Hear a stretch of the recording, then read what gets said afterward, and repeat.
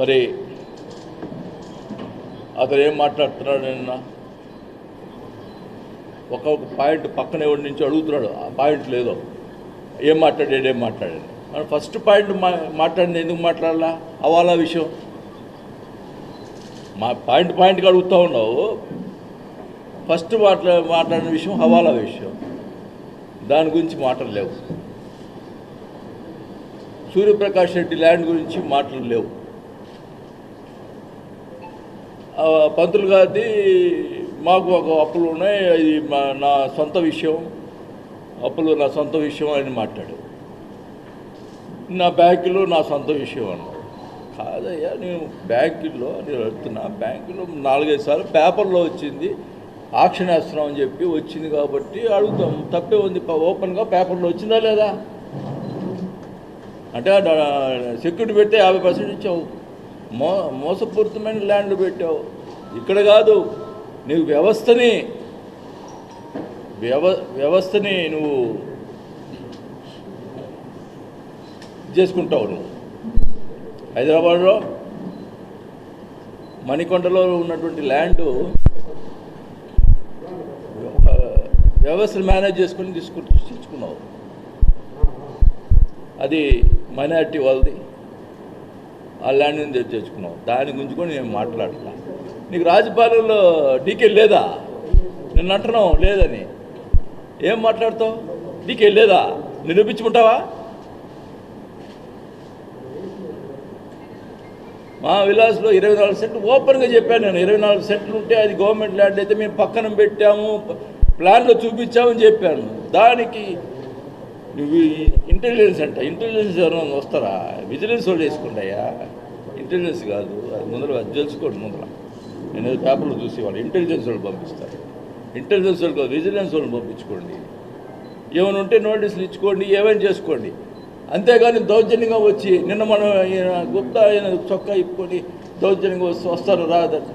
అసలు పోలీసు వ్యవస్థ ఉందా ఈ రాష్ట్రంలో? ఇప్పుడు పోలీసు వ్యవస్థ పనిచేస్తుందా? చొక్కా ఇప్పి రా, దమ్ముంటే రా చూసుకుందామని ఒక మంత్రి, ఎమ్మెల్యే మంత్రిని 5 సార్లు ఎమ్మెల్యే నుండి నన్ను ఈ రకంగా హెచ్చరిస్తూ ఉంటే పోలీసు ఏం చేస్తూ ఉంది? వ్యవస్థ ఉందా? అంటే మీరు వాడు వస్తే కొట్టుకోమంటారా? చెప్పండి.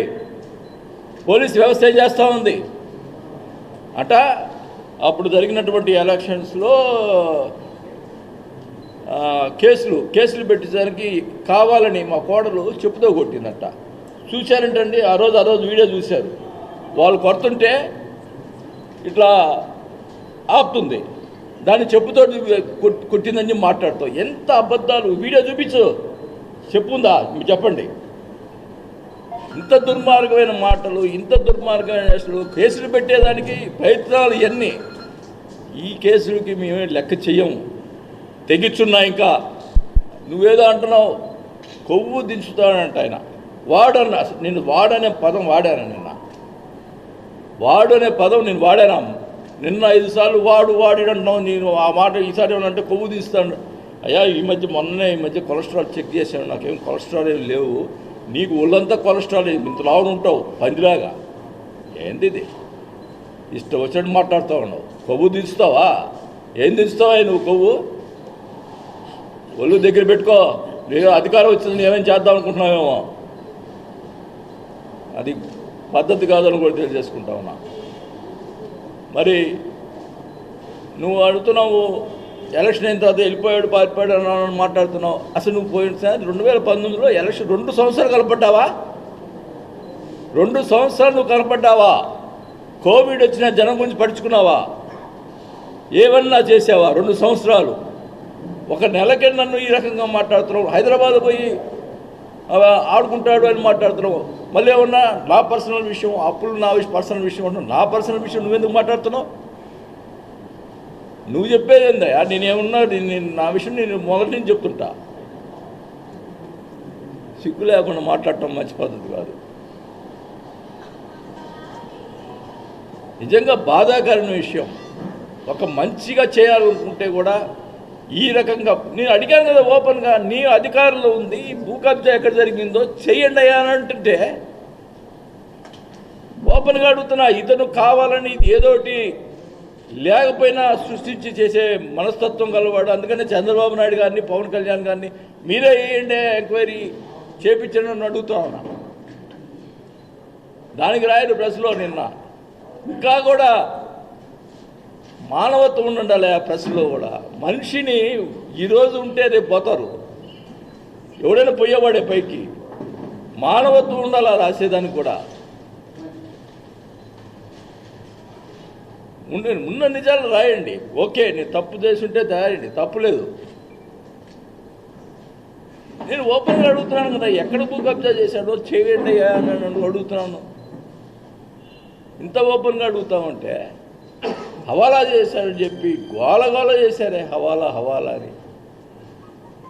వేల కోట్లు సంపాదించాడు. నేను అడుగుతా ఉన్నా, ఎంక్వైరీ పెట్టండి టోటల్గా. నాకు అప్పుడు మా నాయన ఇచ్చిపోయిన ఆస్తిలో నేను ఎంత బాగొట్టానో తెలుసుద్ది. ఏంది ఇది? ఇష్టం వచ్చినట్టు చేస్తావు, ఇష్టం వచ్చినట్టు మాట్లాడతావు. ఇప్పుడు నా దగ్గర డబ్బులు ఎక్కువ లేదని మా వీకుడు డబ్బు ఉన్నాడు కాబట్టి అతని మీద వీళ్ళ విలాసాలు కడుతున్నాడు.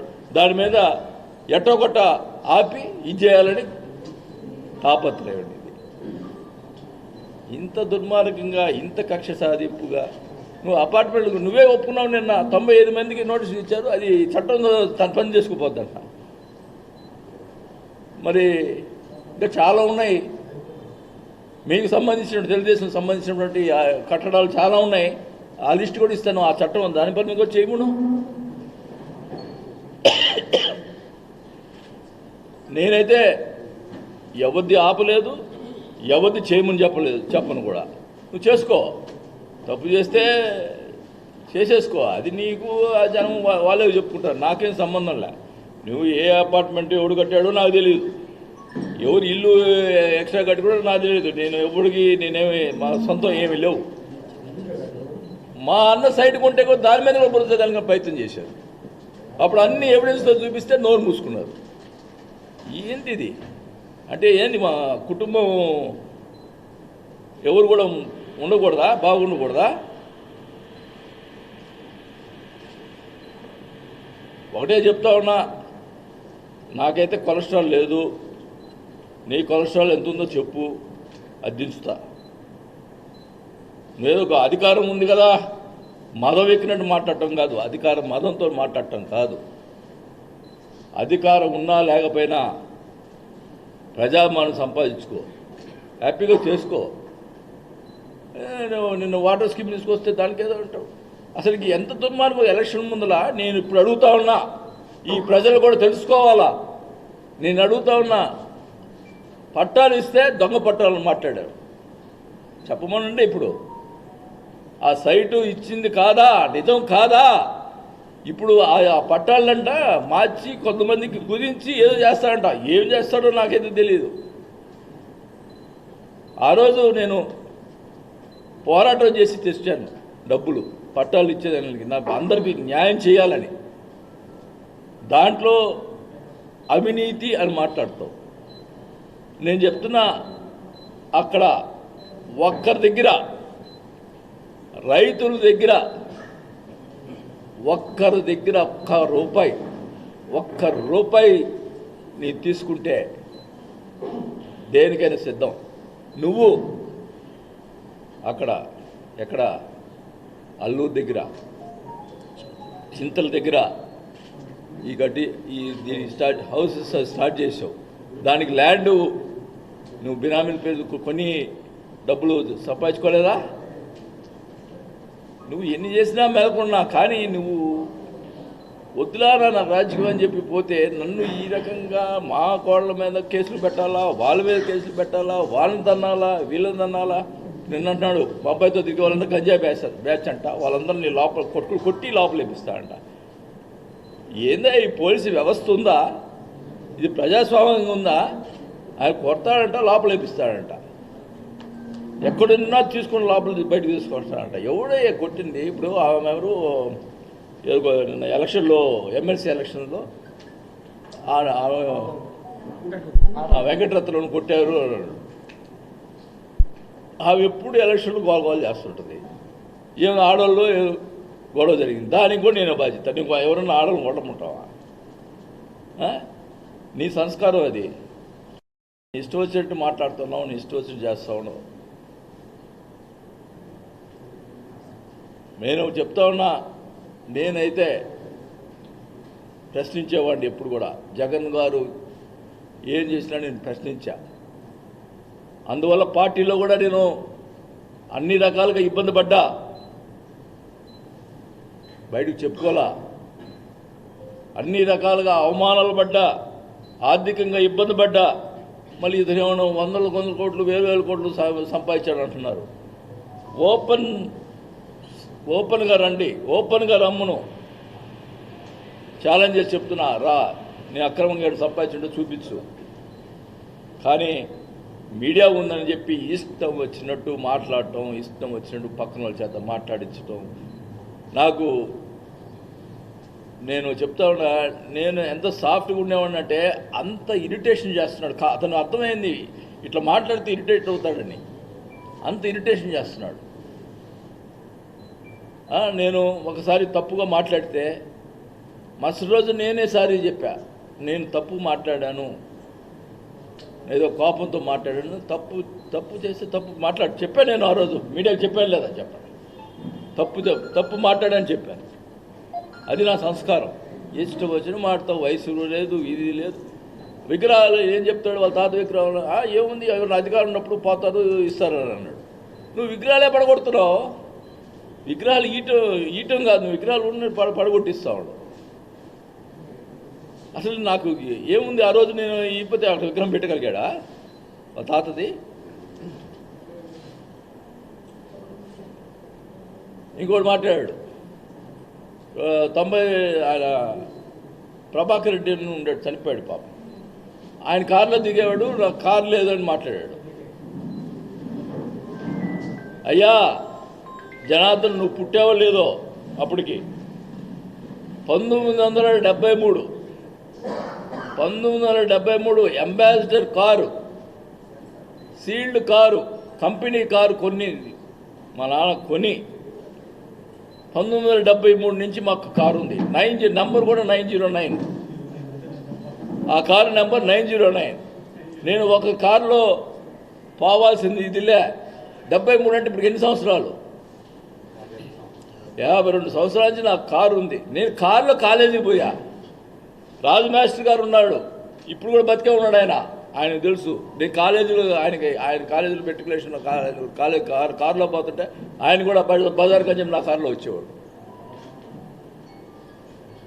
ఏం మాట్లాడతావు? కారు లేదట. 73లో మీకు కారు ఉందా నాయన? నేను మాట్లాడుతున్నా. 73లో మీ తాత పొజిషన్ ఏంది నాయన? నన్ను నువ్వు మాట్లాడే కాబట్టి చెప్తున్నా. 73లో మీ తాత పొజిషన్ ఏం చెప్పు. అంటే మేము మాట్లాడితే గట్టిగా మాట్లాడాడు, అది మాట్లాడాడు, ఏందో ఇచ్చా దబాయిస్తున్నాడు అంటాను మాట్లాడతావు. అంటే మేము మాట్లాడకూడదా? నీ ఇష్టం వచ్చి నువ్వే మాట్లాడుకుంటే మేకుండా చూస్తా ఉండాలన్నా? 73లో మీ తాత పొజిషన్ అని చెప్పు. మాట్లాడితే నేను బంగారు స్కూల్లో పుట్టాను అంటావు. మేమేమన్నా అడక తినేవాళ్ళ పుట్టామన్నట్టు. నేను ఒక్కడే ఈ బంగారు స్కూల్లో పుట్టింది. 10 సార్లు అన్నాడు నేను బంగారు స్కూల్లో పుట్టాను అని. 73లో మీ పరిస్థితి ఏంది? ఈ ఇల్లు అప్పుడు 1977లో ఇల్లు కట్టాం. మా నాన్న ఇది 70 ఏళ్ళు కట్టాడు ఇల్లు. మొత్తం ఒంగోలు వాళ్ళందరూ వచ్చి, అప్పుడు మేము రాజకీయాల్లో లేవు, ఒంగోలు వాళ్ళందరూ వచ్చి అప్పుడు ఆ 70 ఏళ్ళలోనే ఇంత మోడల్గా కట్టాలని చెప్పి అందరూ వచ్చి ఇల్లు చూసిపోయేవాళ్ళు. మా గురించి నువ్వు మాట్లాడతావు. నువ్వేదో జమీందారు, మేమేమన్నా పాలేరులాగా. ఏం మాట్లాడతావు? అసలు ఏమన్నా అర్థం ఉందా? కారు విషయం మాట్లాడావు నిన్న, మా పరిస్థితి మాట్లాడావు. నువ్వు అది మాట్లాడు కాబట్టి నేను మాట్లాడుతున్నా. లేకపోతే నేను మేము గొప్పవాళ్ళు అని చెప్పుకునే అవసరం నాకు లేదు. 70 ఏళ్ళలో ఇల్లు కట్టిన తర్వాత 3 సినిమాలు తీశారు ఇంట్లో టి కృష్ణ గారు. ఏం మాట్లాడతావా? నువ్వు మనిషిని కించపరిచడంగా మాట్లాడేదాను మంచి పద్ధతి కాదు అది. నీవు ఇప్పుడు అధికార మతంతో ఉన్నావు, నేను అధికార మతంతో ఉంటే మొన్న అన్నాడు నువ్వు అధికారం ఉన్నప్పుడే ఏం చేయలేకపోయావు అంటే, చేయాలనుకుంటే ఏముంది? చేయాలనుకుంటే సంస్కారం కాదు కదా అది. ఏం మాట్లాడతారు, ఏంది ఇది? నువ్వు అధికారం ఉండి నేనేదో చేద్దాం అనుకుంటే నేను మటుకు లొంగేవాడిని కాదు, భయపడేవాడిని కాదు. నేను మంచితనానికి లొంగుతా, కానీ భయపడేదానికి సంబంధించి ఎవరిని బెదిరిస్తే భయపెట్టే ఎవరు కూడా ఇక్కడ లేరని కూడా తెలియజేసుకుంటా ఉన్నా. నేను ప్రజలకు వెళ్తాను, నేను ఖచ్చితంగా. నాకు ఇదిగో చెప్తున్నా, మా పార్టీలో కూడా అన్యాయం జరిగింది, అది కూడా చెప్తున్నా, అది కూడా బయట పెడతా, ఏం జరిగినాయి అని కూడా.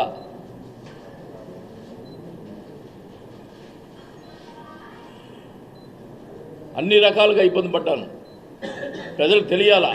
వీళ్ళు మా పార్టీ వాళ్ళు అతను కలిసి ఆడిన నాటకాలు, ఈ రకంగా ప్రచారం చేయటం, సోషల్ మీడియాలో ప్రచారం చేయటం, ఇవన్నీ కూడా బయట పెడతా. ఏందో నేను అన్నిటికీ, నాకు రాజశేఖర్ గారి మీద ఉన్న ప్రేమతోటి నేను అన్నిటి కూడా ఓర్చుకున్నా, అది కూడా బయట పెడతానని కూడా తెలియజేసుకుంటా ఉన్నా. కానీ ఒకటే చెప్తా ఉన్నా, చంద్రబాబు నాయుడు గారు, పవన్ కళ్యాణ్ గారు ఒంగోలులో జరిగినటువంటి ఏమన్నా జరిగిన వాటిలో ఏమన్నా నాకు సంబంధం, నేను భూ కబ్జా చేస్తుంటే నేను దేనికైనా సిద్ధం, నేను హవాలా చేస్తుంటే దేనికైనా సిద్ధం. ఇవే కదా నా మీద ఆరోపణలు చేసింది, దానికి సిద్ధంగా ఉన్నాను.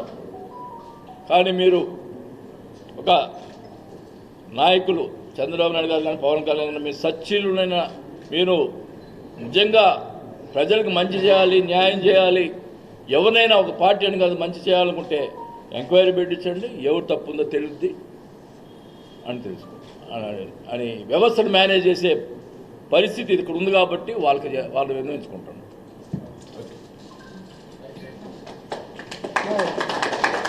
వస్తాయి అన్నీ బయటకు వస్తాయి.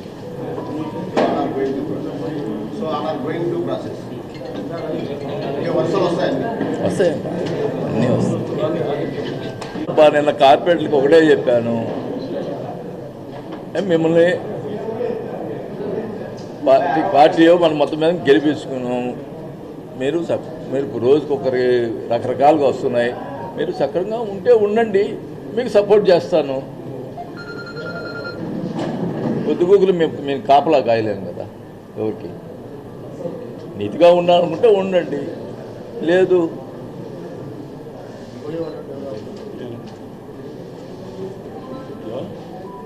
రోజు రాజకీయంగా అలా చేస్తే దెబ్బతినేది వాళ్ళు ఈ 2 ఏళ్ళు కోసమే కదా. తర్వాత రాజకీయం కూడా ఆలోచించుకోవాలి కదా. నీకేమైనా ప్రాబ్లం జరిగితే ఓకే, నా వల్ల కానీ ప్రాబ్లం జరిగితే ఓకే. నేను బలవంతంగా ఇక్కడ ఉండండి అని చెప్పి బలవంతంగా చేసే పరిస్థితి కూడా ఉండదు. ఒకటే చెప్తా ఉన్నాను, నేను కరెక్ట్గా చేశాను అనుకుంటే ఉండండి, లేదు అదే మీరు కరెక్ట్గా ఉంటారని చెప్పండి, ఫైట్ చేస్తాను మీకోసం. లేదంటే ఓకే, రోజు కాపలా కాలేను కదా. అందరూ నిక్కచ్చుకుంటా ఉన్నాను చెప్పన్నారు, తర్వాత వాళ్ళు ఇష్టం. The joy of jewelry shopping. Biggest joy of jewelry shopping is here. Joy Alucas తీసుకొస్తుంది ఈ ఏడాది అతి పెద్ద జ్యువెలరీ ఫెస్టివల్. అన్ని ఆభరణాలపై వాల్యూ అడిషన్ మీద ఫ్లాట్ 50% తగ్గింపు పొందండి. బంగారం, వజ్రాలు, పోల్కి, రత్నాలు, వెండి నగల్లో అతి పెద్ద మరియు ఉత్తమ చాయిసెస్ ని పొందండి. ఇది అసలైన జాయ్ ఆఫ్ జ్యువెలరీ షాపింగ్. ఈ ఆఫర్ ప్రత్యేకంగా జాయ్ అలుకాస్ షోరూమ్ లో మాత్రమే వర్తిస్తుంది. Joy Alucas, world's favorite jeweler.